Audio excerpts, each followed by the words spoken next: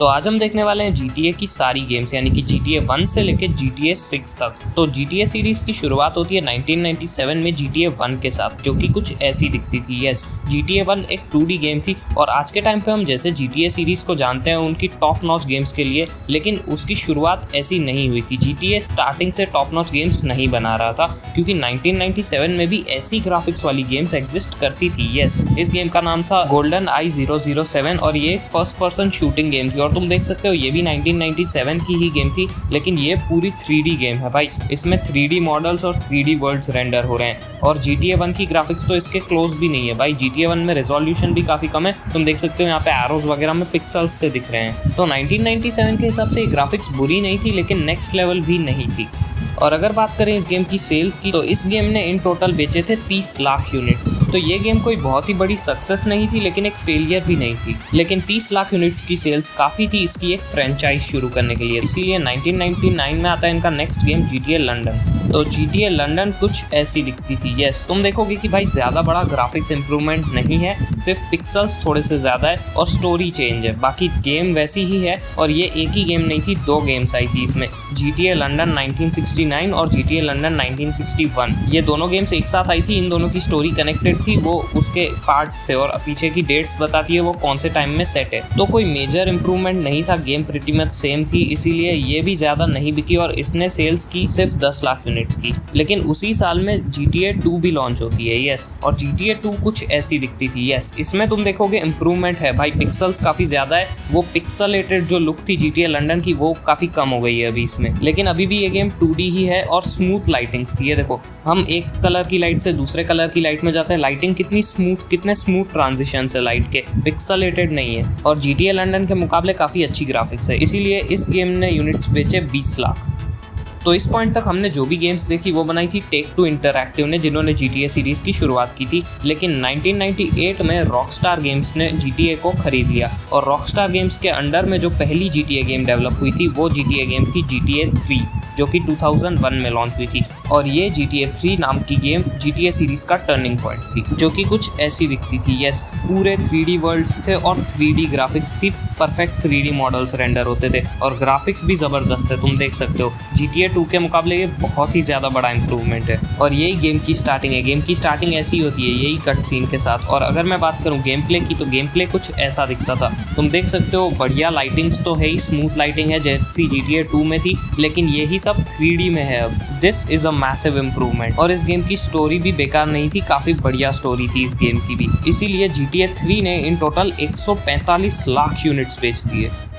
तो GTA 3 की success के बाद इन्हें ये तो पता चल गया था कि भाई हमने ग्राफिक्स अच्छी बना ली है, अब टाइम है इसी ग्राफिक्स की ज़्यादा गेम्स रिलीज करने का, इससे पहले कि ये ग्राफिक्स भी आउटडेट हो जाए। इसीलिए उसके एक ही साल बाद 2002 में लॉन्च होती है GTA वाइस सिटी और वो कुछ ऐसी दिखती थी। यस, और यहाँ पे तुम एक चीज़ नोटिस करोगे कि भाई इसके विजुअल्स ब्राइट है। GTA 3 में डार्क वातावरण रहता था, एनवायरनमेंट डार्क था, डार्क विजुअल्स थे, लेकिन इसके ब्राइट विजुअल्स है, इसीलिए गेम पूरी अलग दिखती है। लेकिन ग्राफिक्स वैसी की वैसी ही है, कोई मेजर ग्राफिक्स इंप्रूवमेंट नहीं है, लेकिन थोड़े बहुत माइनर से इंप्रूवमेंट्स है जो कि डेली बेसिस पे खेलते हैं उन्हें ही नोटिस होंगे, नॉर्मल लोग तो नोटिस भी नहीं करेंगे। लेकिन हाँ, इस गेम में एक्स्ट्रा फीचर्स थे और मेजर फीचर्स थे राइडेबल हेलीकॉप्टर्स और बाइक्स, और छोटे मोटे फीचर्स जैसे कि बायबल प्रॉपर्टीज, ज्यादा एक्सेसिबल बिल्डिंग्स और आउटफिट्स चेंज करना वगैरह। और अगर इसके गेम प्ले की बात करें तो वो कुछ ऐसा दिखता था भाई। ग्राफिक्स GTA 3 जैसी ही है, लेकिन गेम एकदम अलग इसलिए लगती है क्योंकि इसमें कलरफुल लाइटिंग्स है, तुम देख सकते हो। GTA 3 वाली जो डार्क वाइब थी ना, वो यहाँ नहीं है। GTA 3 में वातावरण हमेशा क्लाउडी रहता था, डार्क रहता था, तो गेम एकदम grey scale black and white सी लगती थी। यहाँ पे ऐसा नहीं है, यहाँ पे एकदम कलरफुल लाइटिंग्स है, इसीलिए गेम का वातावरण काफी अच्छा दिखता है, कलरफुल लगती है गेम। इसी के लिए इन्हें काफी पॉजिटिव रिव्यूज भी मिले थे इस पे। और अगर बात करें इसकी सेल्स की, तो GTA वाइस सिटी ने 175 लाख यूनिट्स बेचे थे। तो अब get ready for the climax, क्योंकि अब कुछ ऐसा हुआ जो तुमने कभी नहीं सोचा होगा। तो 2004 में रिलीज होती है GTA एडवांस और वो कुछ ऐसी दिखती थी। यस, ये GTA एडवांस का रियल गेम प्ले फुटेज है। अब तुम सोचोगे what the hell is this, vice city जैसी बढ़िया गेम बना दी इन्होंने और उसके बाद ये गंद रिलीज करने की क्या जरूरत थी, 2D पे वापस क्यों चले गए। लेकिन ये एक जीनियस मूव था, बताता हूँ कैसे। तो ये गेम PCs के लिए बनाई ही नहीं थी जैसे बाकी की गेम्स बनाई थी, ये गेम बनाई थी गेम बॉय एडवांस के लिए। यस, ये एक हैंडहेल्ड कंसोल था और याद रखो उस वक्त हैंडहेल्ड कंसोल्स इतने ज़्यादा पावरफुल नहीं होते थे, तो हैंडहेल्ड कंसोल पे ऐसी ही GTA बन सकती थी। और ये GTA से इन्होंने एक तीर से दो निशाने लगाए थे। बताता हूँ कैसे। एक तो इन्होंने अपने GTA सीरीज को एक्सपांड कर दिया और एक प्लेटफॉर्म पे, यानी कि अगर किसी ने गेम बॉय एडवांस में GTA खेल रखी होगी तो फ्यूचर में अगर वो कोई कंसोल या PC खरीदेगा तो वो उस पे GTA गेम जरूर ट्राई करेगा, क्योंकि उसने पास्ट में अपने GBA पे GTA खेली हुई है। और दूसरी चीज, इस गेम को रिलीज करके इन्होंने अपनी बहुत बढ़िया मार्केटिंग कर ली थी, क्योंकि एक चीज याद रखो, there is nothing like negative publicity.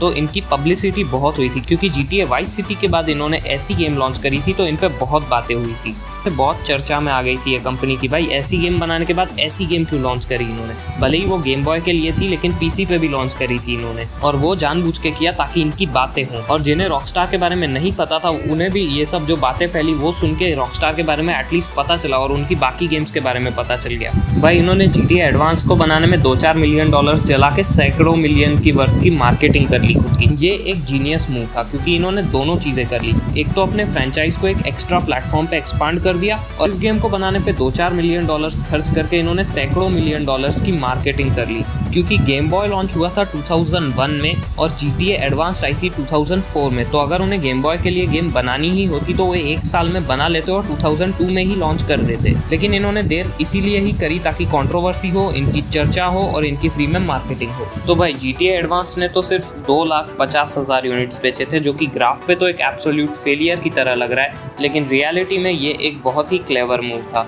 और इसी साल 2004 में ही इन्होंने इनका नेक्स्ट गेम भी रिलीज किया था, जो कि था GTA सैन एंड्रेस। यस, तो भाई इस गेम में इन्होंने ग्राफिक्स को बिल्कुल ही चेंज कर दिया था। GTA सैन एंड्रेस की ग्राफिक्स GTA वाइस सिटी और GTA 3 के मुकाबले काफी अलग दिखती थी। भाई बेटर थी या नहीं वो मैं नहीं कह सकता, क्योंकि मुझे तो GTA वाइस सिटी की ग्राफिक्स कुछ पॉइंट्स पे बेटर लगती है GTA सैन एंड्रेस से। GTA सैन एंड्रेस की ग्राफिक्स मुझे थोड़ी सी कार्टूनिश लगती है GTA वाइस सिटी के मुकाबले, अगर मैं कार्स वगैरह के मॉडल्स को कंपेयर करूँ। सैन एंड्रेस की ग्राफिक्स वाइस सिटी से बुरी थी ये नहीं कह सकते अपन, क्योंकि कोई पॉइंट्स पे GTA सैन एंड्रेस की ग्राफिक्स GTA वाइस सिटी की ग्राफिक्स से बेटर भी दिखती थी, लेकिन कोई पॉइंट्स पे वर्स भी दिखती थी। तो हम GTA वाइस सिटी से अच्छी या बुरी नहीं कह सकते, लेकिन अलग जरूर कह सकते हैं। GTA वाइस सिटी से अलग थी, लेकिन भाई GTA San Andreas was a perfect game, क्योंकि आज तक GTA सैन एंड्रेस में कई सारे ऐसे फीचर्स है जो कि कोई GTA गेम में नहीं है, GTA 5 में भी नहीं। एग्जांपल जिम, भाई हम जिम जाके कैरेक्टर की बॉडी बना सकते हैं, कैरेक्टर मोटा भी हो जाता है, कैरेक्टर मसल वाला भी हो जाता है, और उससे गेम प्ले पे भी इफेक्ट पड़ता है। अगर हमारा कैरेक्टर मोटा होता है तो कुछ मिशंस हम कर ही नहीं सकते, हमें पहले पतला होना पड़ता है फिर ही हम वो मिशंस कर पाते हैं। दूसरी चीज मिनी गेम्स, भाई GTA सैन एंड्रेस में बहुत सारे मिनी गेम्स थे जो कि GTA 5 में भी नहीं है। और हाँ, बहुत सारे अलग अलग आइलैंड्स, GTA 5 तक में सिर्फ लॉस सैंटोस ही होता है, लेकिन GTA सैन एंड्रेस में लॉस सैंटोस के साथ लास वेंचुरस, सैन फियरो और वो जंगल पहाड़ वाली जगहें भी होती है। एक और चीज, गर्लफ्रेंड्स बनाना है। यस, GTA सैन एंड्रेस के अलावा कोई सी भी गेम में गर्लफ्रेंड्स वाला फीचर है ही नहीं। GTA सैन एंड्रेस एक बहुत ही यूनिक गेम थी उसके फीचर्स के कारण, इसीलिए GTA सैन एंड्रेस ने 275 लाख यूनिट्स बेच दिए।